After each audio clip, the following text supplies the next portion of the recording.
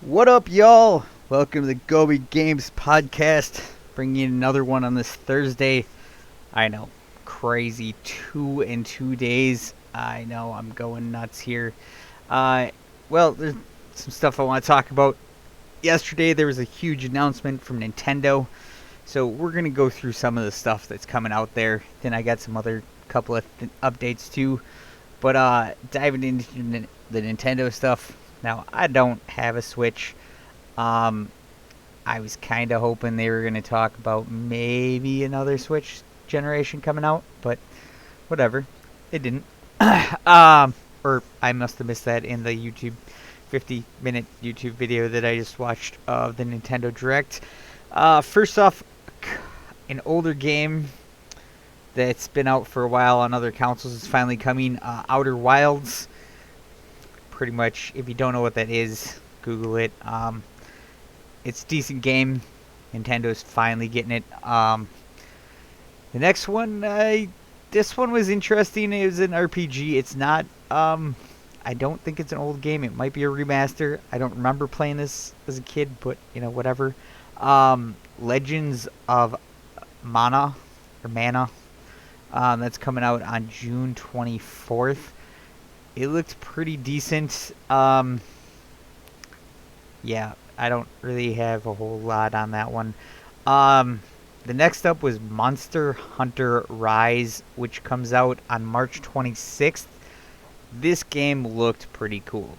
I'm not a huge Monster Hunter fan. I do own Monster Hunter Worlds on PC. I haven't really played it a whole lot. But this game looks pretty cool.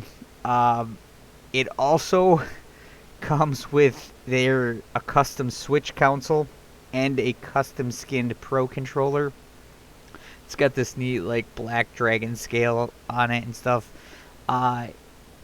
Pretty neat. Now the next one, obviously everybody knows what Mario Kart is, and who has not wanted to, that same experience with your friends in golf? I mean, right? Totally makes sense. I mean, you're told. So the next installment of Mario Golf, it's called Mario Golf Super Rush. Releases on June 25th. This might have been one of my favorite parts of the whole thing. Just watching this little trailer, it's pretty in-depth golf game.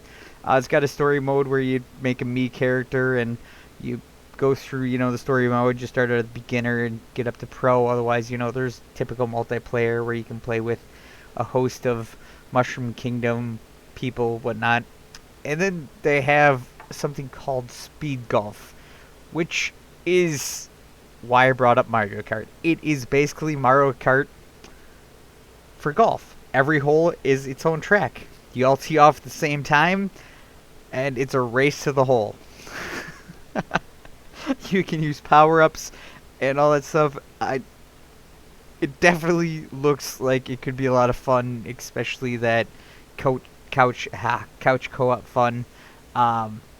Yeah, definitely. Another game that's been out for a while that's coming, Tales of the Borderlands, that's coming on March 24th. Yeah, pretty decent game if you're into that kind of stuff. Great story. Yeah, No More Heroes 3. I watched this whole trailer and I kind of got lost, and I'm sorry. It did not engage me at all. It's coming on August 27th. Yeah, it's maybe with more coming down the line later. It'll look more interesting. That just did not. Actually, the next game that I'm going to talk about, DC Superhero Girls Teen Power, which releases on June 4th, had a much more interesting trailer. And I'm not even a fan of the show. My daughters watch it. It's neat. It's neat take in the DC universe. It is pretty cool. You basically get to be. Yeah, this is definitely for teenage girls who like the show. They get to literally be the superheroes and run around and go to school and all that stuff. like I said, that comes out on June 4th.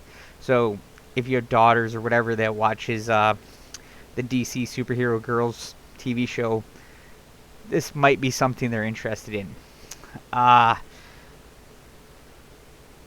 Plants vs. Zombies Battle for Neighborville Complete Edition. I'm not gonna lie, when I saw this, I was like, "Oh great, here's another Plants vs. Zombie game that has DLC, microtransactions. You know what I'm talking about." Nope. So the game releases on March 19th.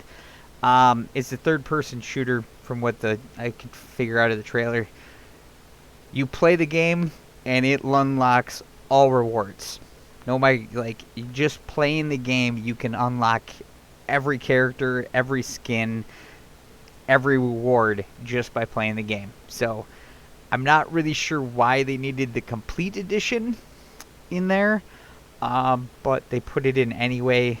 It did worry me, but from the trailer, they came right out and said that you can unlock everything by simply playing the game.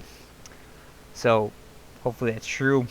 It did look like a pretty cool Plants vs. Zombie game, especially the 3D rendering. It definitely crisp graphics, looked really good.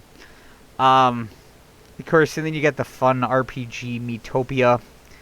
You basically make Mii characters, and yeah, interesting, but I'm not going to go too much in depth into it. Animal Crossing has got Super Mario themed items. So you can now get outfits so you can look like Mario, Luigi, I think even Wario I saw, and some other stuff. I know the Super Mushroom and the Gold Coin Block and 2 Warp Tunnels and the brick block or whatever were in the trailer or whatever. Looked pretty cool. You could make your own little Super Mario world there, and where you could bounce up on the little coin thing and then go over and warp down the tube and go to a different part of your island and raise your Mario flag over the Bowser flag. So, hey, I mean, right on. And then there was a super short trailer for Star Wars Hunters, and yeah, it was super short. Didn't really show anything of the game. And then it just says coming 2021. They said it would be out sometime this year. It was intriguing because I thought maybe this had some tie-in to maybe The Mandalorian. Maybe it does. I'm not very well versed in this game. This was the first I ever seen it. But it might be something to keep your eyes on. So the next game they went over was it reminded me of The Breakfast Club. Like, I literally sat back in my chair and started laughing because all I could see was The Breakfast Club. The game's called The World's End Club, and it comes out on May 28th. And it is nothing like The Breakfast Club, but it started out, the trailer started out all of in the room, and they had to do something together, and they were called a club, and it was neat. And then it just went to complete shit. It's a side-scrolling 2D game. It looks like it's going to be kind of fun. I don't think it's going to be a great game, but definitely a fun one, something you can sit back and enjoy. And then they made I don't have a Switch, so I'm not sure about this next game on the list, but Hades is releasing on March 19th, but they kept saying the physical edition of the game, so I don't know if the digital edition of Hades is on the Nintendo Switch at the current moment, so you could play this. But apparently on March 19th, the physical edition of Hades releases for the Switch. You get a cool PC code to download the soundtrack and a cool booklet with pictures of all the gods and ghosts in the game and whatnot. Again, it's Hades gameplay. It's been around for a while. Pretty neat. Now, the next 2 games that I'm going to talk about, I actually remember these games, or remember hearing about them. The first one, God, oh my God, I screwed it up. Ninja Gaiden Masters Collection releases on June 10th. Now, I remember I believe it was the first one is the one I played. I can't even remember. I just remember playing Ninja Gaiden, and I enjoyed it. Do I enjoy it enough to buy a Switch? No, sorry, I don't. But they all three look like great games. All three of them being in one collection that seemed pretty awesome. Definitely something to look forward to if you're into that kind of gameplay. It looked very polished and very nice. The next one, Legend of Zelda Skyward Sword HD. This originally released on the Wii, and its combat was clunky at times, and they addressed that in this. They redid it. They made it HD graphics and, optimized it for the Nintendo Switch and all that stuff. Now, this game also has a set of custom joycons that you can buy. The right one has the sword logo, is designed after the sword, the Master Sword, and the left one has the Shields logo and is, designed after the shields. Basically, your left Joy-Con is the shield and your right Joy-Con is the sword, and you swipe the right Joy-Con and it slashes your sword. Whichever way you do the Joy-Con, you want to slash down, you slash down. Slash right, right. Alright, now, what about the Switch Lite? Because you can't really take the Joy-Cons off. Well, they've also optimized it for button play. Interesting, though, the right thumbstick is where they mapped the sword to. So if you want to swipe down, you pull down on the thumbstick. You want to swipe left, you push left on the thumbstick. You want to swipe right, you push right on the thumbstick. Same thing goes with diagonal as well. At first, I was a little, thrown off because I'm used to using that thumbstick for look around. But the more I watched the gameplay, it was a smart choice. It was definitely a solid design choice. Now,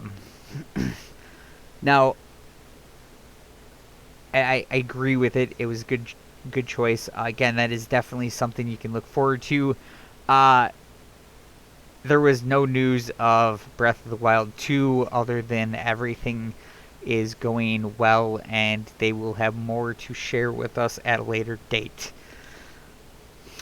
There were some other things mentioned. I know the Capcom Arcade is now out on the Nintendo Switch. It has 30 classic Capcom arcade games. There's some other stuff in there too. It was either releasing way later or it just, yeah.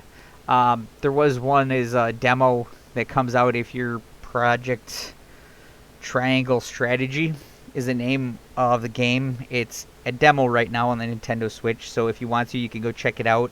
And then sometime later, the company will reach out with a survey to figure out which you thought about it and stuff.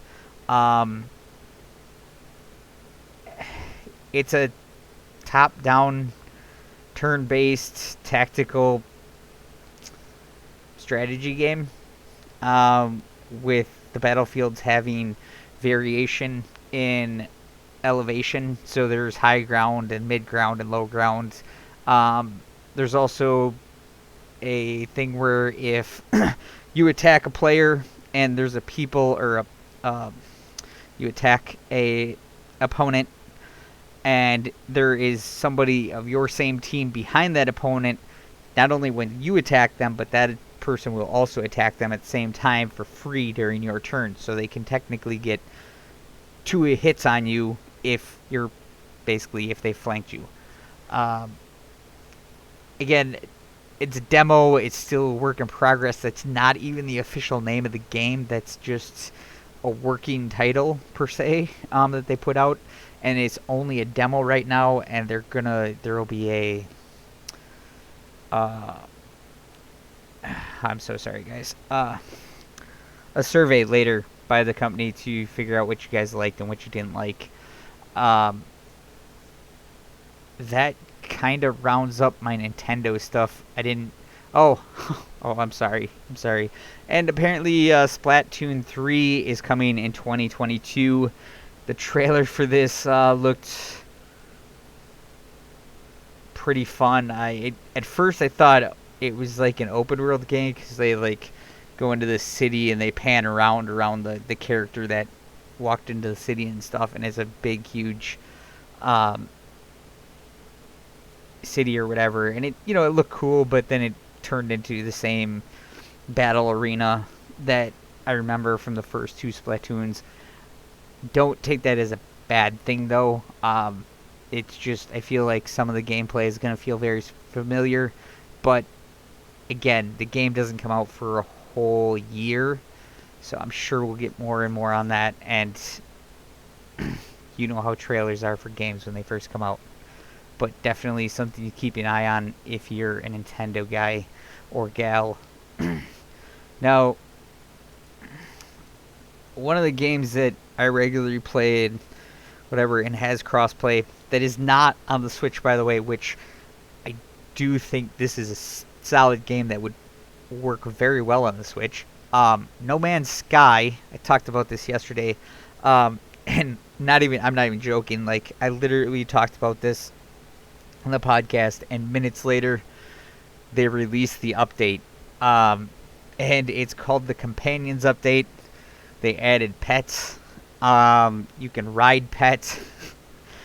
So basically, you make pellets and you walk up to whatever animal you want to adopt, and you feed it, and then it has, you gotta pet it, and it tells you if it feels sad and whatnot, and then you can go on ride. It can do its own resource management, your resource scanning. It can even mine with a shoulder-mounted laser.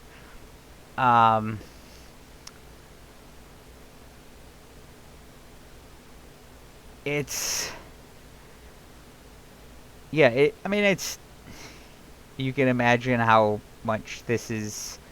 It's still new. I haven't really got to play it much. I could sit here and talk about it for a while, but you can trade them too, because certain animals are obviously rarer than other animals, just like any other game.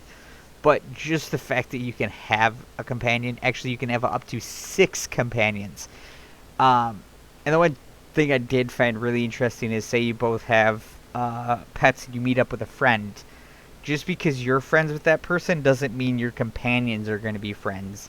And they might actually turn into a conflict, and one companion might actually attack the other companion. So I thought that was kind of cool because, yeah, in real life, not all pets get along. But it'll be interesting to see some of the things that come out. I do think it's kind of cool that you can adopt any companion you want. So that's where I think a lot of the interest is going to come from. So I've been on this whole Viking kick, and maybe it's because there's just some decent Viking games out. But apparently I'm not the only one, because Dying Light just released another expansion for their game. And of course it's Viking themed.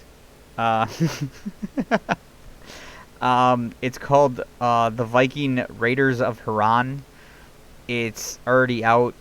It gives the characters a chance to play as 2 new characters, Bjorn the Warrior and Bjorn the Berserker. As you might have guessed, these Viking warriors will be able to equip a bevy of new Viking-themed weapons and slay Zeds as they can until they reach Valhalla. I haven't played it yet. I do own it. It's updated on my both of my PCs. I just I've been busy with other things, but definitely you should definitely check this out. I did watch the trailer for it, and I mean it's classic Dying Light. and it's zombies, and it's Vikings. So you can just, yes, we'll just leave it at that. Vikings, yes. Um. All right, so we're gonna move on again, and this time we're gonna go DayZ. Ah, man, DayZ again. Yeah. So they released update 1.11. Nothing really major about this patch except for it wipes everything. It is officially day 0 in DayZ again. Or at least it was when this released, which I believe was yesterday. It also patches a whole bunch of stability stuff, and it added a new S-Vol rifle, which, yeah, it's another integrated suppressor. It's, if you use the VSS, you know what this is, or the AS-Val in other games. It's basically the same thing.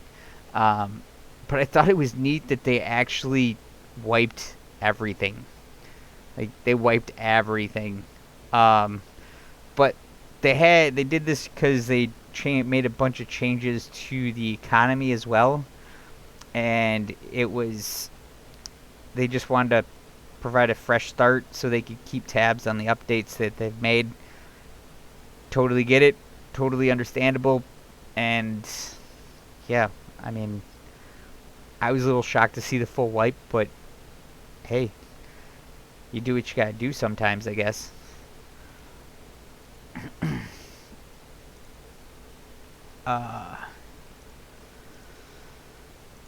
Yeah, other than that, I mean, it's been, well, been a little over 24 hours since I talked to you guys. So, yeah, not much has changed. But I do plan on doing another podcast later this week. It'll probably be this weekend and whatnot. So, hopefully there's more interesting stuff for us to talk about. So, till then, we'll catch you all later. Peace.